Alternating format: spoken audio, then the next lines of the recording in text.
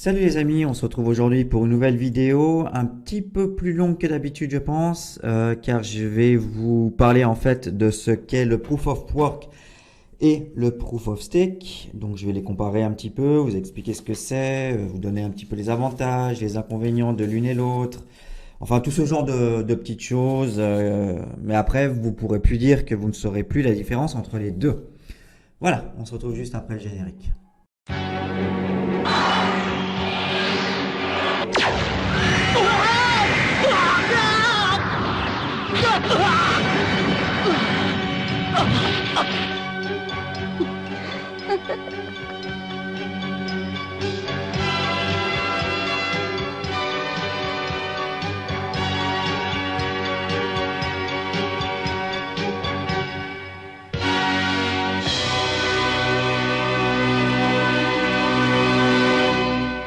Comment fonctionne le système Proof of Work?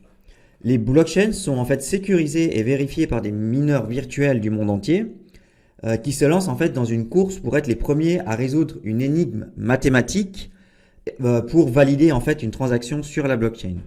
Le gagnant peut mettre à jour la blockchain avec les dernières transactions vérifiées et pour ça, il est récompensé par le réseau avec une quantité prédéterminée de crypto.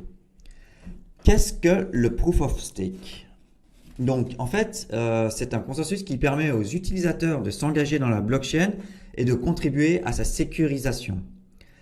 Les utilisateurs qui participent à la validation doivent en fait verrouiller leur actif numérique et en fait, ça constitue la preuve de leur investissement dans la blockchain.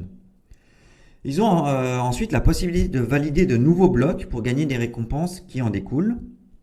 En fait, lorsque vous réussissez à ajouter un bloc au réseau, vous gagnez en fait des crypto-monnaies pour le service que vous avez rendu.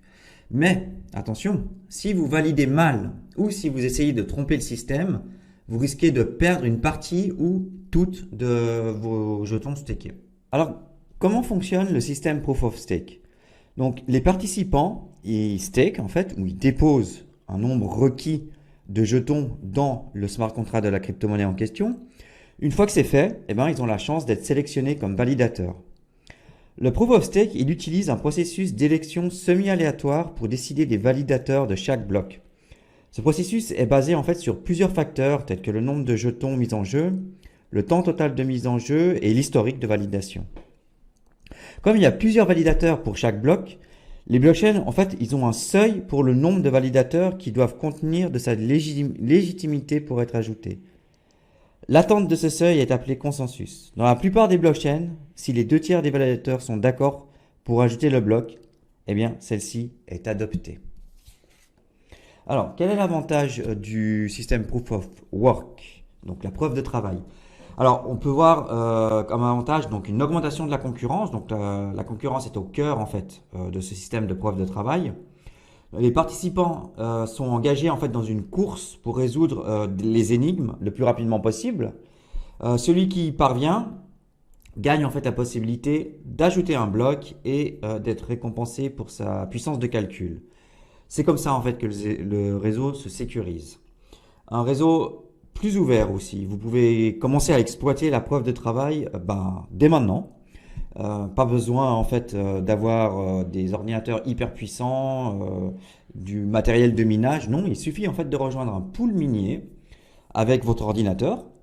Vous n'avez en fait pas besoin d'investissement supplémentaire pour commencer à utiliser cette forme de consensus. Donc vous rejoignez un pool minier et vous profitez des récompenses de minage. Voilà. Alors c'est aussi le Proof of Work, c'est hautement sécurisé. Donc pour pirater un réseau de preuve de travail, il faudrait en fait à un pirate de disposer d'au moins 51% de la puissance de calcul du réseau, ce qui représente évidemment un coût complètement prohibitif pour tout attaquant. À moins d'être le gouvernement américain, je vois pas qui pourrait. Alors par conséquent, le réseau en fait est protégé contre le piratage et les acteurs malveillants d'un niveau hautement sécurisé. Donc maintenant, voyons voir les avantages du système Proof of Stake, donc de la preuve d'enjeu. Donc comparé au POW, donc l'efficacité énergétique, donc la preuve d'enjeu ne nécessite pas justement l'utilisation d'un matériel informatique très lourd pour extraire des blocs, il vous suffit en fait de mettre en jeu vos jetons pour devenir validateur. Cela en fait rend la blockchain très durable et économe en énergie par rapport à la preuve de travail. Autre avantage, c'est l'évolutivité. Donc la preuve d'enjeu est plus rapide que la preuve de travail. Il n'y a pas d'énigmes de plus en plus complexes à résoudre. Donc les blocs peuvent être facilement vérifiés. Cela rend le réseau beaucoup plus évolutif et il peut atteindre une vitesse plusieurs fois supérieure à celle des blockchains utilisant le proof of work. Autre avantage, incitation directe. Donc la preuve d'enjeu, c'est en fait un cycle d'incitation-punition tangible. Si vous validez des blocs illégitimes, eh ben vous perdez vos jetons qui sont stakés. En revanche, la punition dans le cadre de la preuve de travail est simplement le coût de l'électricité consommée pour extraire le bloc. Voilà une grosse différence. Alors maintenant, on va arriver aux inconvénients. Et je vais commencer par les inconvénients de la preuve de travail. Donc la consommation d'énergie, bien entendu.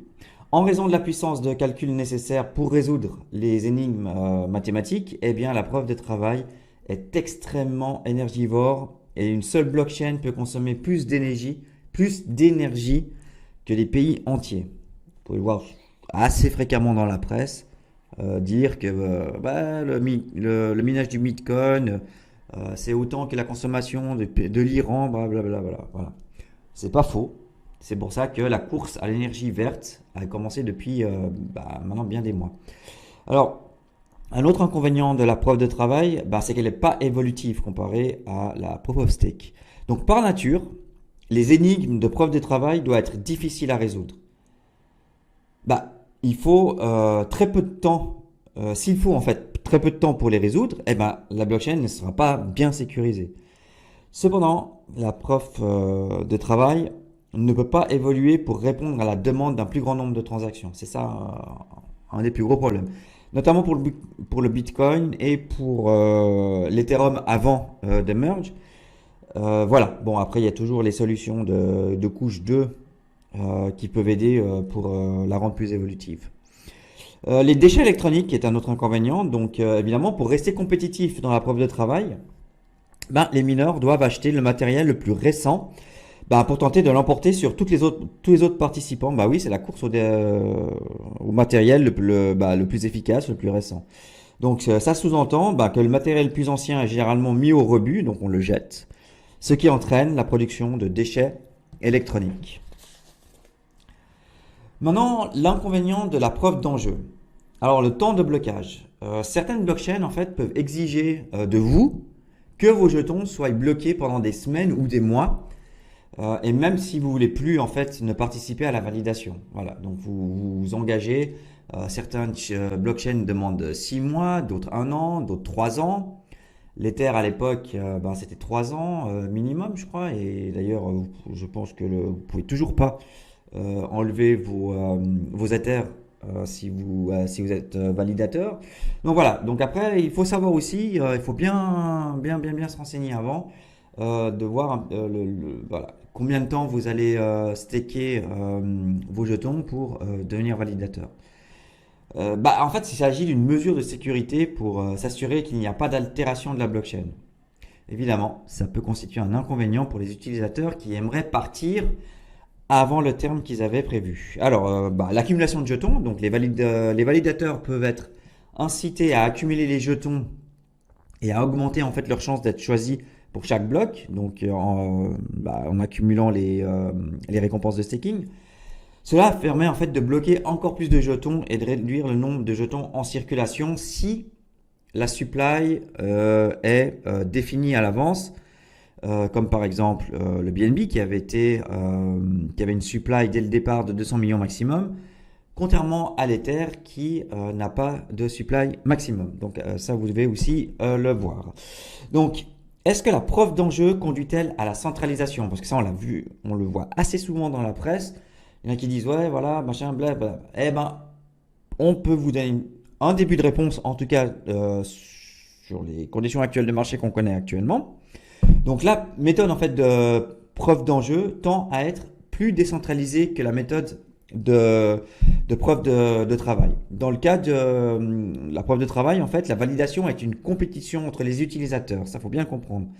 Cela incite les utilisateurs à essayer d'acquérir le matériel le plus puissant et à dominer la blockchain, du coup. De par sa nature, il incite les individus à essayer de rassembler plus de pouvoir sur la blockchain. La preuve d'enjeu, de son côté, met plutôt en œuvre une élection semi-aléatoire. Bien que vous ayez toujours plus de chances d'être choisi si vous mettez plus de jetons en staking, le réseau a mis en place en fait des garanties pour s'assurer que tous les utilisateurs ont une chance de valider les blocs. Cela permet aux preuves d'enjeu d'être plus décentralisées. Mais, vous l'avez vu, qui en fait actuellement a le plus de jetons stakés pour être validateur d'Ether, je crois que c'est Coinbase avec passé 51%, je ne me rappelle plus exactement. Mais voilà, donc la preuve d'enjeu, en fait, ça peut être centralisé, c'est-à-dire que celui qui a beaucoup d'argent, en fait, peut mettre beaucoup de la crypto native de la blockchain pour récolter le plus de nœuds possible. Voilà, c'est la différence. Alors, comment gagner de l'argent avec du proof of stake? On l'a déjà vu 2-3 fois jusqu'à maintenant, acquérir des nouveaux jetons. Donc, la première étape pour gagner de l'argent avec la preuve d'enjeu, c'est d'acquérir, pour acquérir des nouveaux jetons, c'est de les mettre en staking. Cela signifie que vous devez obtenir un portefeuille crypto. Donc, il peut s'agir d'un portefeuille d'un logiciel de fournisseurs tel que MetaMask ou d'un échangeur en crypto comme Binance, blablabla. Ils ont des programmes de staking aussi. Une fois que vous avez votre portefeuille, vous pouvez acheter des jetons sur n'importe quelle bourse de crypto-monnaie et les transférer dans le portefeuille pour ensuite les staker sur des protocoles natifs aux cryptos que vous voulez staker. Création d'un nœud. Alors, l'étape suivante pour devenir un validateur et gagner des récompenses de blocs qui consiste en fait à créer un nœud. Le nœud, c'est un système informatique qui détient une copie en fait de la blockchain et qui participe à la validation des transactions. Donc, c'est bien de consulter en fait le site web du projet de crypto-monnaie qui vous intéresse pour voir en fait comment devenir validateur. Il y en a qui demandent de miser et de bloquer un certain nombre de jetons. Je sais qu'au tout début, pour être validateur de Ether 2.0, il fallait 32 Ether. Donc évidemment, à l'époque, il y a 2 ans, le prix de l'Ether en fait n'était pas du tout le même qu'aujourd'hui. Donc vous pouviez à l'époque, au plus bas du bear market, acheter 32 Ethers à 80 $ l'Ether. Donc évidemment, vous auriez pu à l'époque acheter beaucoup d'Ether et devenir un très gros validateur de l'Ether.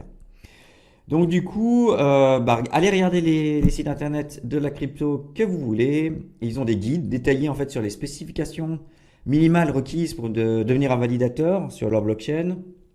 Et après avoir en fait assemblé le nœud requis, vous êtes prêt à commencer à gagner de l'argent en proof of stake.